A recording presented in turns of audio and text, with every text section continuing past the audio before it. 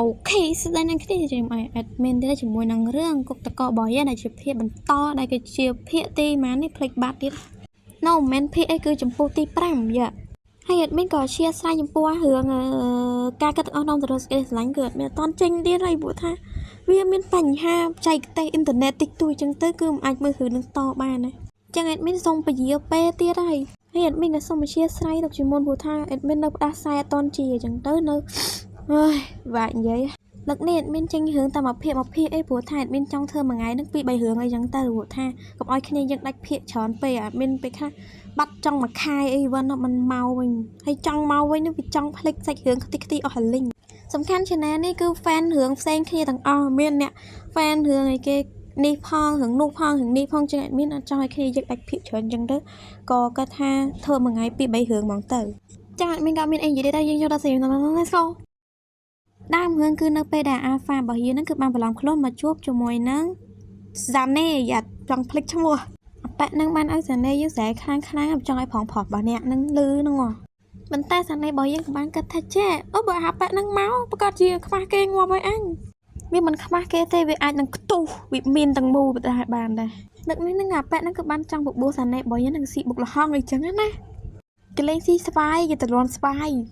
អាប៉នេះយល់មែនអាប៉នេះគឺធ្វើបាបគេហ្មងគួរឲ្យស្អប់មែនអាប៉នឹងចេញចរិតមកអ្នកគ្រប់គ្រងមកតាប៉ែនេះវាស្អប់មកឆេញមកចេញមកឡើងនេះមកបន្ទាប់មកឲ្យខ្ញុំនៅការវិជាបាលតិចតួចទៅអ្នកដឹងនិយាយថាម៉េចទេមិនខ្លួនឯងទៅដឹងទេឥឡូវនេះ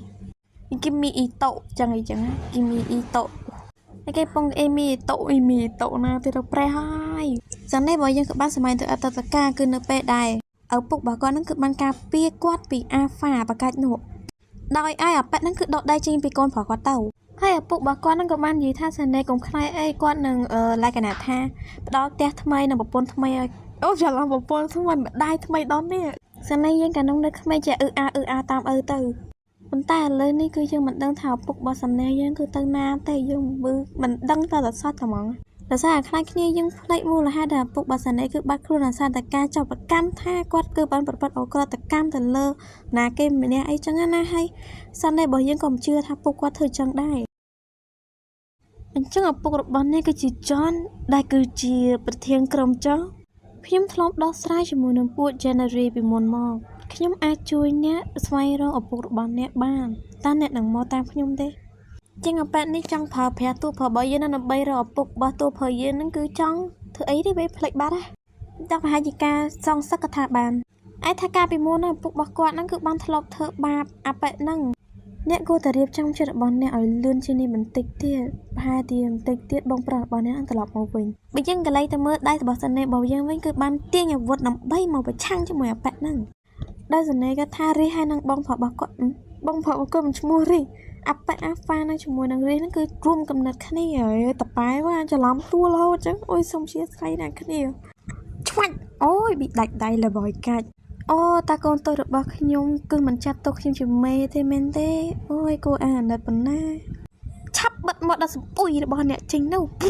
អីសានេរបស់យើងក៏បានហៀបនឹងហក់ទៅវៃកាប់ទៅចាក់ទៅហើយនោះគឺស្រាប់តែស្រាប់តែមានសលេងមួយបានលោតឡើងគឺថាសានេអាស្កាបានខ្លាចជាដៃគូរបស់ Sal Christopher ដែលធ្វើឲ្យសានេរបស់យើងឆ្ងល់ខ្លាំងមែនទែនគ្រាន់ថារីគឺជាដៃគូរបស់គាត់ប៉ុន្តែហេតុអីបានជាអាប៉ែនឹងទៅវិញអូអ្នកកំពុងតែព្យាយាមបិទដៃគូជោគវាសនារបស់អ្នកមិនសាមញ្ញទេតបមក Crystal ហ្នឹងក៏បានចាប់អាដាវហ្នឹងហើយក៏វត្តចោលលើតាប៉ែវគ្នាយើងរើសដាវហ្នឹងទៅលក់អេតចាយដាវបារានចឹងលក់បានថ្លៃណាចាំមានលួចឲ្យខ្ញុំគឺជាព្រះច័ន្ទគឺបានជ្រើសរើសអ្នកដូច្នេះអ្នកគឺជាកំណប់របស់ខ្ញុំអូខេសារខ្លាចអ្នកគ្នាអត់សូវយល់គឺថានៅក្នុងពិភពលោកណាគេថាគេយកព្រះច័ន្ទហ្នឹងគឺដូចជាព្រះអញ្ចឹងណាដោយសារតែពិភពលោកហ្នឹងគឺជាមនុស្សគឺជាឆាតចរអញ្ចឹងទៅភាគច្រើនគឺព្រះច័ន្ទគឺជាព្រះរបស់ពួកគេហ្នឹងឯងហើយគេមានធម៌ពលមួយហ្នឹងគឺឲ្យពីរអ្នកហ្នឹងគឺខ្លាចជាដៃគូនឹងគ្នាអញ្ចឹងទៅគេហៅដៃគូជោគវាសនាអញ្ចឹងឯងក្នុងស្អីហ្នឹងក៏បានបង្ហាញនៅពេលដែលសានេរបស់យើងក៏បានជួបរីហើយពួកគេក៏បានហាក់ជាដៃគូជោគវាសនាគ្នាតាំងពីនៅក្មេងៗហ្នឹងហើយយើងធ្លាប់មើលហើយភាគហ្នឹងយើងមើលហើយតែបានបញ្យល់ណាគ្នា ហើយមកដល់ភាគនេះវិញគឺបានខ្លាចជាការផ្លាស់ប្ដូរគឺអាប៉ែតនឹងក៏បានប្រើវិតាមីនដើម្បីឲ្យសន្និបាតរបស់យើងខ្លាចជាដៃគូរបស់គាត់ប៉ុន្តែសន្និបាតរបស់យើងក៏បាននិយាយថាគឺគាត់មិនទួយកវានោះទេដែលធ្វើឲ្យប៉ែតនឹងរៀងខឹងដែរថាហេតុអីបានជាអ្នកបដិសេធតិចអ្នកខ្លាចជាបើនៅអាខ្វាក់ដូច្នេះស្អីខ្ញុំនឹងបដិសេធវាតែមានសលេងនៅខាងក្រៅនឹងក៏បាននិយាយថាតើមានរឿងអីកើតឡើងឆាប់បើកទ្វារមកវ៉ាវឥឡូវនេះបងប្រុសរបស់អ្នកគឺនៅទីនេះតើពេលនេះអ្នកនឹងជ្រើសរើសខ្ញុំឬក៏គាត់សន្និបាតរបស់យើងក៏បានគិតនៅពេលដែលបងប្រុសរបស់គាត់នឹងកំពុងតែឈួតណែឡើងអញ្ចឹងដឹងថាសន្និបាតរបស់យើងគឺជ្រើសរើសពីណាទេព្រោះពីរអ្នកនឹងឈួតដូចគ្នាបងប្រុសក៏ឈួតអាគ្រីសូហ្វឺអាហ្វាក៏ឈួតតែគាត់ក៏ប៉ុន្តែគិតថាតើគាត់នឹងជ្រើសរើសអាពីណាគេព្រោះថាឈួតដូចគ្នាអញ្ចឹងសៃយើងគឺយើងទៅចឹងសៃយើងក៏ចាប់ទៅត្រឹមហ្នឹងអរគុណអ្នកគ្នាសម្រាប់ការទស្សនារបស់ដល់ចប់ហើយយើងនឹងជួបគ្នាជាមួយនឹងភាគបន្តទៀតនៅវីដេអូក្រោយបាយបាយអ្នកគ្នាអរគុណសូមជូនពរសំណាងល្អបាយបាយឡាយនិយាយថានិយាយដដែលក៏ថាបានដែរនេះមើលឡើងតប៉ែ